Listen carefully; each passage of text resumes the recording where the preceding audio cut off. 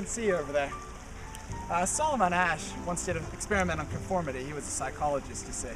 And really what it was he had a bunch of participants in a room. They were all asked a series of questions, right? And there was a control group, and everyone answered the questions as they thought they should be answered. Now, obviously, the questions themselves were very easy, like, what's a triangle, which line is longer, that kind of thing. Really easy stuff, you know what I mean? But when given to a group where some of the participants purposely answered incorrectly, we saw a few different results. Let's check it out. Let's talk about the experiment a little more in depth. In the control group, like I said, all of the people who are in the experiment are given a series of questions to answer as they will, right? And they go around in a circle and answer them. Now, in a normal group, many of the participants are told beforehand which questions to answer incorrectly. So they will go around the circle and all of these participants will answer the questions incorrectly. When you get to the last participant who does not know anything about the experiment, he or she will answer as they will.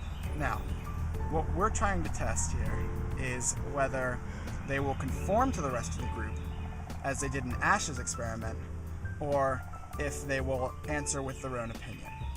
In the control group, only 1 out of every 35 participants gave an incorrect answer. But in the other groups, when faced with so many other incorrect answers, 75% of all participants gave 1 incorrect answer, and 32% of all questions were answered incorrectly. Now, in our experiment, there were 8 people total, either 7 seniors and 1 freshman, 6 seniors and 2 freshmen, or 5 seniors and 3 freshmen.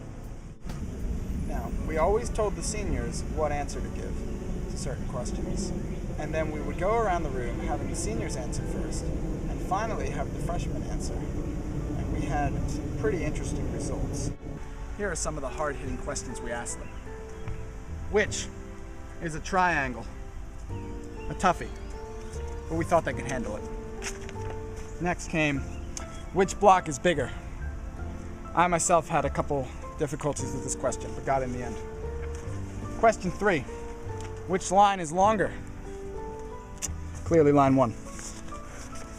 And question 4, the doozy. Which line on the right is the same length as the line on the left? Now this was our question that we really tried to trick them up on. We would say that the line that on the right that corresponded with the line on the left was C, when in reality it's obviously B. Let's take a look.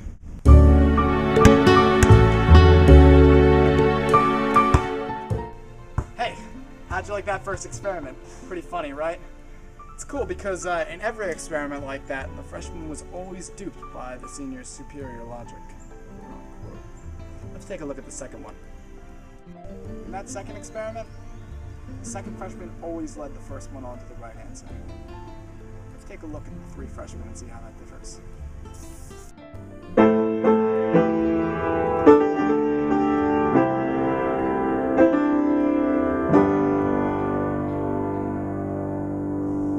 The third one never quite got them. The 3 freshmen were always onto it. Whether it was just not enough seniors or whether it was power in numbers, they always found the way to the right answer. So the moral of the story? 1 freshman will always think that 7 seniors are smarter than him or her. Thanks a lot for your time, and I hope you enjoyed me brushing my cat.